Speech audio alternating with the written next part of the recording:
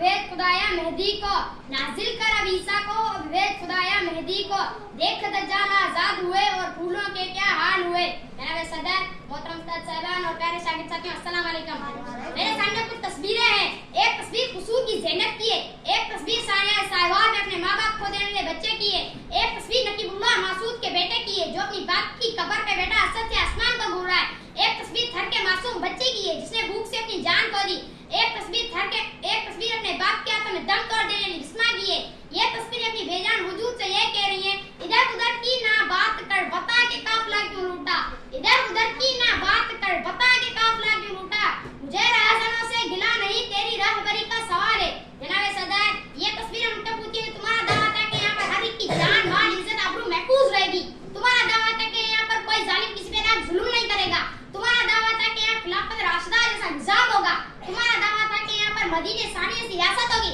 लेकिन इससे तो तुमने कोफा बना दिया। जनाब सदर, हमने तो सोचा था कि समुद्र के किनारे मासूम शामी बच्चे की लाश पर इंसाफ हम दिलाएंगे, हमने तो सोचा था कि कश्मीर को जन्नत हम